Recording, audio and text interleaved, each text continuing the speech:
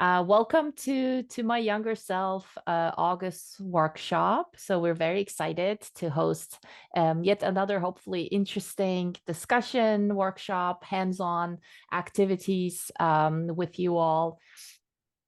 And today's topic is about publication process, how to keep calm and keep revising and writing as it is a process. We're all doing it, learning it by doing it. So we'll have Candy present and share with us her insights and experience first, then I'll go next. And then we'll open the floor to all the other mentors who are here today and ask for their feedback, insights. And then the second half, we will be in breakout rooms where we will discuss the activity that was shared with you all about, I believe, last week with the attachments. So we'll discuss it in more detail when we get there. So with that, Candy, I'll let you start the first section. Okay, thank you. I was asked to talk just for 10 minutes, and so I decided to try to provide some kind of high-level perspective.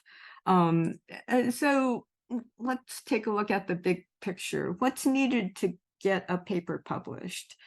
So the topic should be of interest to editors and the readership of the journal. So the editor should value it in some way. So you should try to match the topic to the journal. It should be well motivated. You should explain why you're doing the research. The context and assumptions should make sense. I just reviewed a paper yesterday where all the math seemed perfectly fine, but there was kind of a disconnect between the content of the paper and the motivating assumption. The contribution should be significant and it should be well articulated. So the reader should be able to understand what your contribution is, and it should be written in a clear and compelling way. So it can be, a paper can be clear but not compelling. Okay, so somebody can explain something clearly, but then the readers are not convinced that this is important or interesting. And so the compelling part is important. And you shouldn't just choose a topic that's of interest if it doesn't really fit into your longer term research agenda. So early in your career, it's very important to think about what does your research portfolio look like, and it's better for it to be cohesive. I think it's easier to get tenure if you have a cohesive agenda.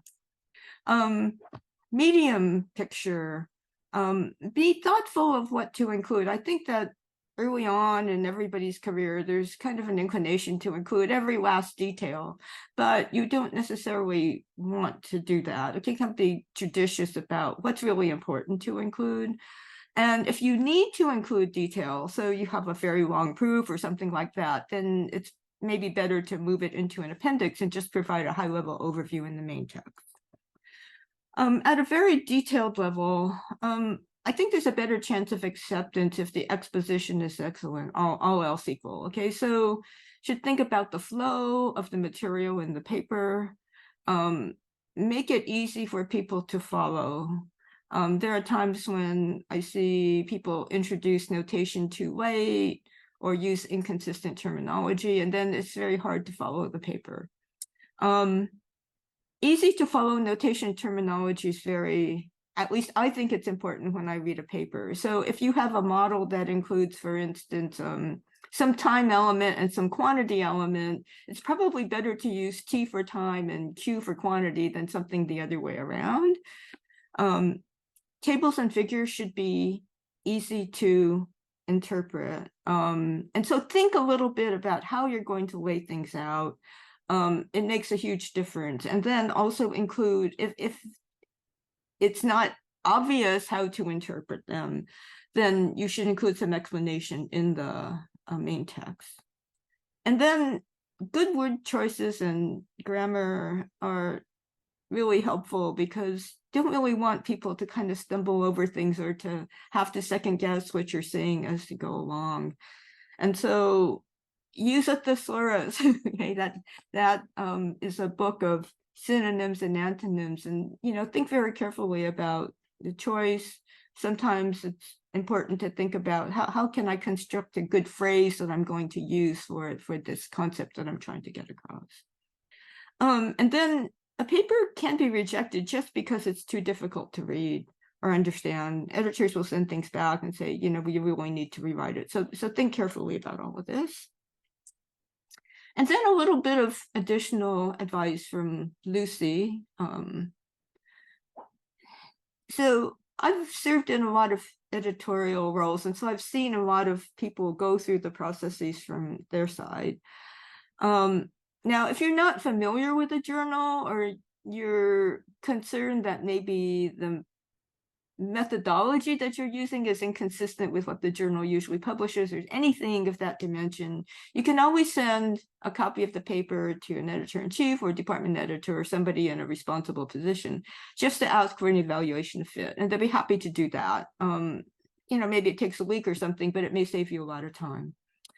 There are instances when you get somewhat conflicting recommendations for revisions. Okay, so two referees, for instance, want you to go in completely different directions, or sometimes you have the reviews, but the editor doesn't really say which of the revisions are important, and so you're trying to sort that out, and you have difficulty doing that. You can ask to send a proposal for a revision to get high-level feedback before you start. And there are times when I actually ask, in my editorial roles, I would ask the authors to do that, because then it sort of gets everybody on the same page and it really smooths out the process after that. Okay, so that's what I can think of in 10 minutes. And so I'll turn it over to Muge then. Okay, let me stop sharing. Thank you so much, Candy. This is very helpful. This is very, very helpful. So let me share. Wait, I'm not sure. Can I share my screen? You should be able to, Muge. Shiga. You should be able to. I'll share screen here. Okay. Wonderful. Okay. Okay, can you see my screen? Yes. Okay, perfect. So just to follow on Candy's wonderful presentation, again, I want to keep it in 10 minutes, under 10 minutes, so that we have time for the activities. So continuing the conversation about writing, so the process of writing, let's start with that. Academic writing is a skill. I think we should start with that. It is a learnable skill. So when we start our PhD programs, we may not have had exposure to writing, but if we think about it as a growth mindset, the more we do it, the more we write, the more feedback we get better at it. The issue is it takes time. So we have to be patient, and the best way to get better is really to write more, to get more feedback, and just go through the process as many times as we can. And that means we need to learn how to protect our writing time. So as we take on more responsibilities, maybe more projects, and as you transition into academia or any other job, career path that you're thinking about, the writing time, activities compete for your time. So it's really important for us to learn how to protect the time, whether it's early mornings or maybe, sometime in the evening or late at night. There needs to be some protected time. I know some people block their calendars.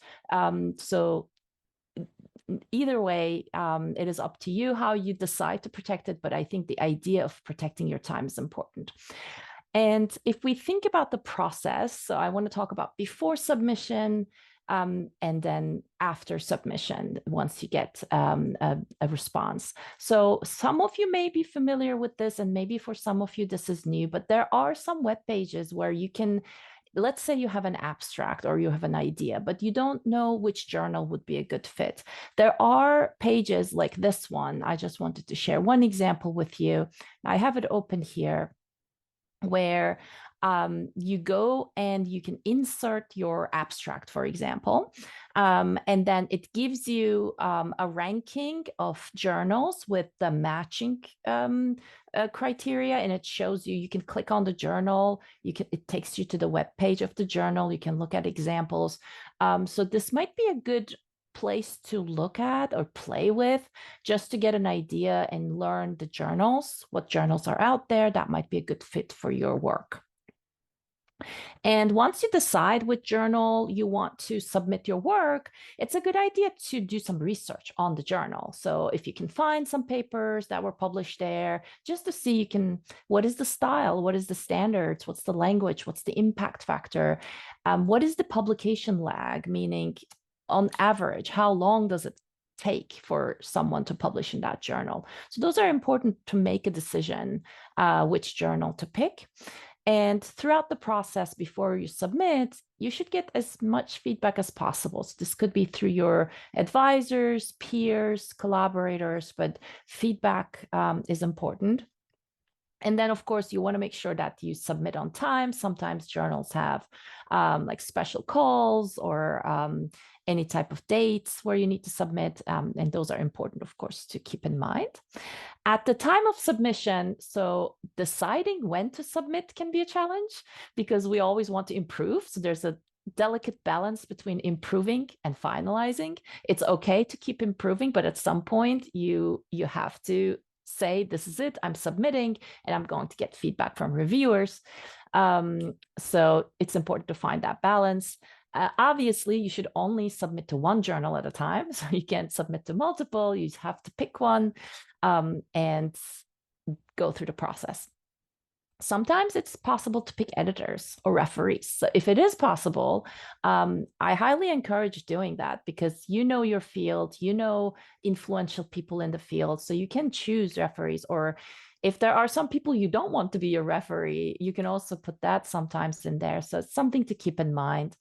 And you can include all citations. So sometimes people think about their own work as not a resource to be cited, but it's important to also include your own work if it's related to your publication. So let's say you submitted, you selected the journal, you submit it, and the result comes back, it's rejected.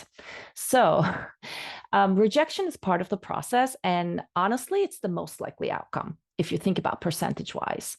So we all go through this, and it's hard to see that rejection letter, rejection email, but you have to take it personally. You can't take it personal. You have to react professionally. That's what I meant, and respond professionally to the rejection. And you need to keep in mind that the reviewers are volunteering their time. So if it is rejected, that means maybe you were not able to transmit the ideas, which is your job. Your job with the paper is to transmit the ideas as clearly as possible. And if the result is reject and resubmit, which is a possibility, then they're basically asking you to fix the issues and resubmit. And if the journal is rejecting your paper, that means you need to fix the issues and then choose another outlet. And let's say you get the response, it's not rejected, but it's major revision. So it's actually a good thing, although it sounds negative. It's not rejected. So that means you just need to fix the issues and you're going to resubmit in the same journal. And what you're going to submit are actually two things. You're going to revise the paper and resubmit it. And also you'll submit a revision report. So that means you need to really understand what needs to be fixed. And it's okay, just like Candy said, if you have a couple reviewers saying completely different things or you're not sure how to prioritize, it's completely okay to reach out to the editor and ask for clarification. And your job in this stage, if you got a major revision, is to make it as easy for the referees as possible. That means you want to use track changes, you want to have a report with detailed response to each referee, and defend if you disagree, which you can, if there are certain comments where you disagree with the reviewer, it's okay to disagree, but you have to defend your disagreement, either with literature or with data. And it's also okay to ask for an extension of deadlines if the circumstances are significant that require that.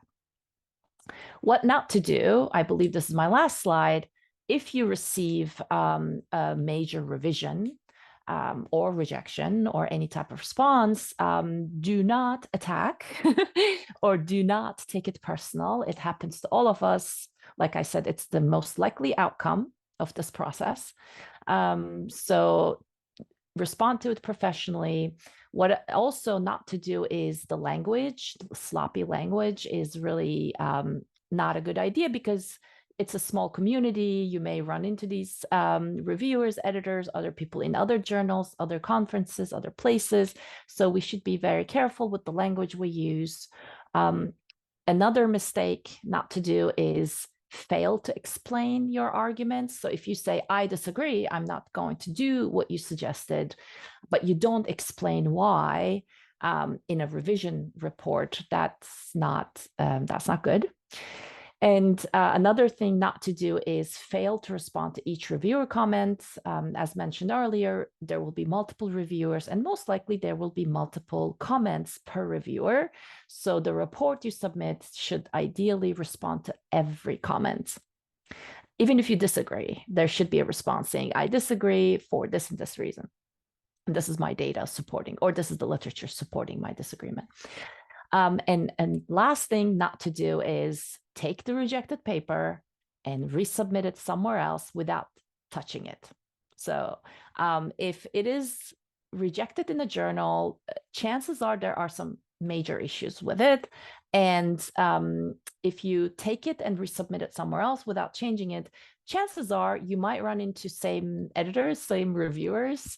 And if they see the paper exactly the same way, that's really not a good thing. So we should really take the rejection seriously. Even if you're submitting somewhere else, you should revise the paper before resubmitting and do the additional work. So that's my last slide. I'll leave it at that and stop sharing.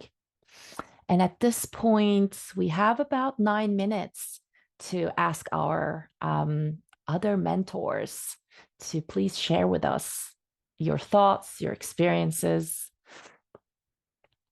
as part of the writing process. Just to add to one of the things you just said, Muge, is it can often feel really terrible to get rejected and have all this criticism coming at you, especially when you're starting to submit your papers in the beginning. And so I always try and tell students, like, that's part of the process. Absolutely don't take it personally, like you said, just see it as constructive criticism. And similarly, when you're on the other side and reviewing a paper, try and, put yourself in the author's shoes and make sure that you're delivering those criticisms with respect and being constructive about it.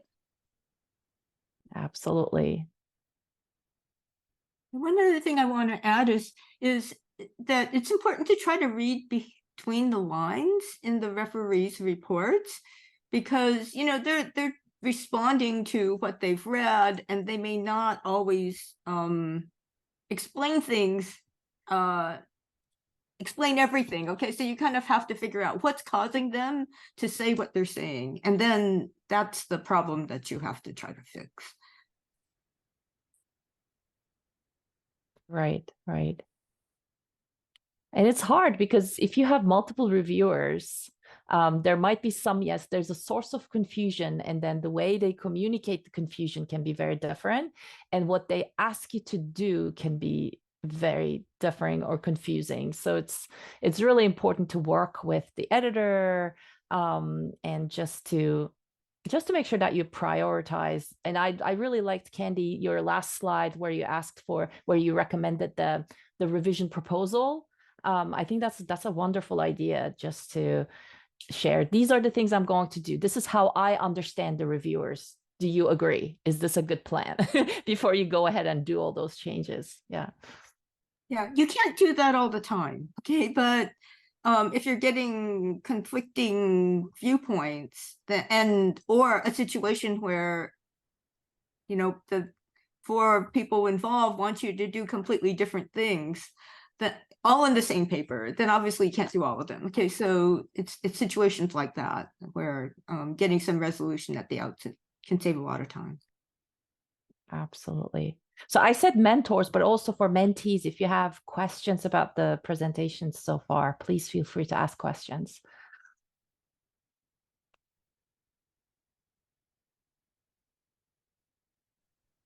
In case in case there's an inertia on who wants to go first, I would actually like to take this opportunity and ask a question. So I believe a lot of us are still very new to this process or still haven't even gotten our first exposure to this process yet.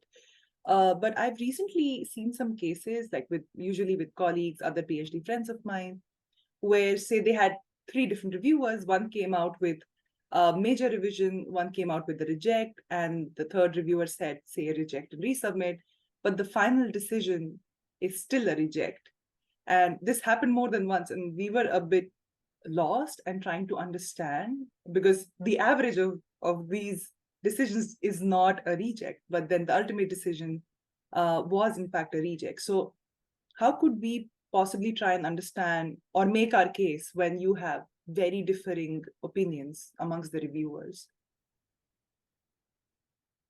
There are implicit weights on the reviews. Okay, so if you have, for instance, a very senior reviewer who's completely familiar with the field and that person recommends a reject, and there's a much younger, less experienced person who recommends accept. Well, in the first case, if there's serious concerns, then the editor is going to, weigh that much more heavily than, so it's not a voting process. Okay, it could be that you have 4 or 5 reviews and they're all except for one. But if the person who suggests reject has some very important concerns, then, it's going to go that way. I think another piece of it is journal fit. So it depends also what were the reasons why the reviewer who suggested rejected so, because often you might have a paper that's desk rejected. So you submit it and it doesn't even go out for review because on the first glance, the editor feels like it's not a good fit for the journal. And so that's where some of the homework doing in advance of figuring out what's the right journal to submit it to and make sure you're targeting the right audience for that paper.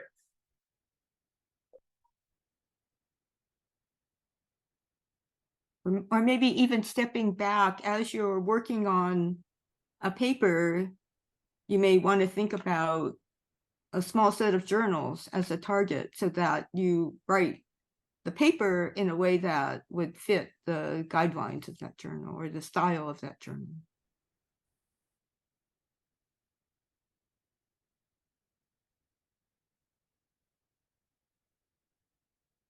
I think one thing about it's just remembering that the referees are volunteers and to take things personally. I'll just share an anecdote that I don't know about, I guess over 12 years ago, I submitted a paper to a journal and I got feedback, and it was a reject. And one reviewer was sort of very level-headed of articulating the strengths and the weaknesses of the paper, was sort of generally supportive of the research area in general. And then the second reviewer, and you might have heard like the memes about reviewer 2, always being the vicious reviewer, but keeping with that stereotype, reviewer 2's, review was, I would argue unprofessionally scathing, that I can now look back at that and say that review should never have been accepted by the editor and submitted or shared with the author in the way that it was written. I mean, yelling at me in all caps. In response to some of the things. But as a junior faculty member, my interpretation of it was, well, I guess this is just a pile of shit. And I didn't touch that paper for 10 years. And so you don't want to take it personally. These reviewers are volunteers. Who knows what was going on in that person's life that would cause them to write a review in that manner. But you never know. Sometimes we write things in haste. And if we had gone back and reviewed it, we would have maybe chosen different wording or different tone. So it's just, I think, you don't want to take things personally. You want to try to find the good. So reviewer 1 said plenty of good things, but I didn't hear any of that because I was too focused on what reviewer 2 said. But also, share it with a senior colleague and get their take on it. If you have concerns about what was written in the reviews, bring it to the editor. I think that's something I would do now if I got a review like that. I wouldn't just let it sit and fester for a decade. But to try to get somebody to sort of help you view it in a better context. Absolutely. It's so hard to see the positives once you see those negative comments in the reviews. But it's absolutely true that there is value in the review process. So you mentioned the desk reject, right? So that's actually the worst case because you don't even get a review. You don't even get feedback. I think whatever's in the reviewer's comments, there is value in what they're trying to say, even if the word choices are not great or maybe the tone is not professional. If we can go look beyond, receiving review is valuable, I think, as part of the process for us to grow, for us to revise. But it's hard. It's hard not to see the value in it if you see these major revisions, rejections. It's very hard not to take it personal. One thing I'd recommend if you open the letter or email and the comments are on the negative side, just don't read everything in detail. Okay, just set it aside for 24 hours. When you come back to it, you kind of, you're calmed down, you're already anticipating a little bit of negativeness, but then you can go in with a clearer mind and it's much easier. Yeah, don't, otherwise, your immediate reaction is just not going to actually help the process.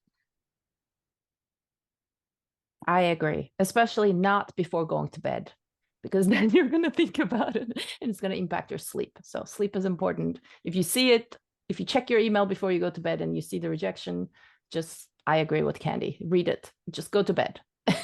Read it next day. I have a question on how you would like after you get the review report, how you read it, and then how you set the revision direction. Could you give some specific advices on what you actually have to do? Because getting those 3 review reports are overwhelming, and there are a million things that I have to do. How would you actually find things to do and start? I actually find it helpful at times just to start the revision report very early on, okay? And then you'll realize, oh, there's some things that are very easy, I forgot to do this or that. Okay, so then you can fix that. And then as you go along, you're going to start to realize that there are some consistencies between the reports. And so there's some core things that you're going to have to deal with. And then you'll see that where there's inconsistencies. And then as you go through this process, you'll start to better understand what they were confused about, okay? And where the problem is really exposition or organization or something like that. So that's a good process. And, then you may end up revising your revision report, but at least you've got a start for that. And it actually does provide an outline for what it is you have to do, right? So you're writing, we have made this change, but then, well, you haven't made it yet, but you will be making that change. There's a I question agree. in the chat. Sorry, I agree. Sorry, Muge.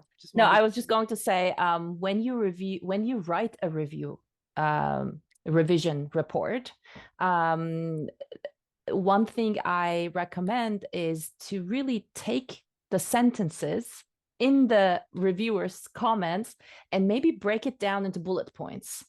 So really just take us almost as if it was an interview, they say something and you're going to say something. So once you separate it into paragraphs or a couple sentences for each reviewer, sometimes they number it. Some reviewers give you, these are the 10 things I found, but sometimes they don't. It's a full paragraph. So what's helpful is to really break it down into sentences or themes, and then just allow yourself either a table or a Word document where you just respond. And then that could be your plan for what you want to do in the paper. And yes, Shika, I saw there's a comment in the chat about acknowledgement. So when you ask for advice from peers or colleagues, so acknowledgement, so I assume you're talking about the acknowledgement section in the paper, correct? At the end, when you acknowledge people for their input or feedback. Is that correct, Paulina?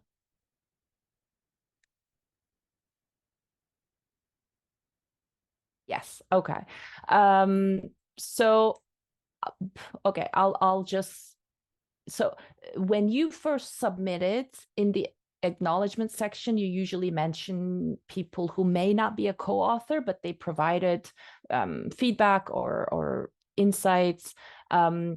Asking a colleague for feedback does not necessarily mean that you're going to add them to the acknowledgement section. At least I don't remember doing that, because your peers and colleagues, as part of the community, we give each other feedback. It's not, to be acknowledged in a paper, but really to help each other, to support each other. If you really believe that their feedback has like really impacted the paper, changed the paper, of course you can revise the acknowledgement section. But in my experience, I don't recall changing the acknowledgement section based on colleagues, but I'll leave it to other community members to respond as well.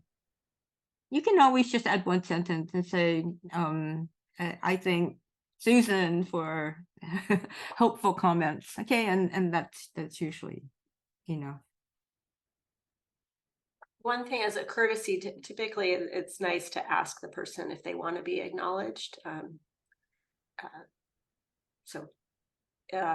Just to avoid, you never know, if you're writing something that's potentially controversial, they might not want to have their name associated with your paper. So even if they've provided insights, it's just good to ask them if they want to be acknowledged before you do that. Perfect. So we will, just being respectful for everyone's time. Thank you so much for joining. We will share the full response to the reviewers with the whole community so that everyone can see what the authors actually responded, what they actually said. Somebody asked what happened to the paper, and it went through 3 reviews, 3 revisions. It was a long and painful process, but it was published at the end. So just to share it. It was really great to see you all, and we'll get together for the next workshop next month. So take care. Enjoy the rest of your day. Bye. Thanks. Bye. Thank you so much. Thank you so much. Bye, Bye-bye. everyone.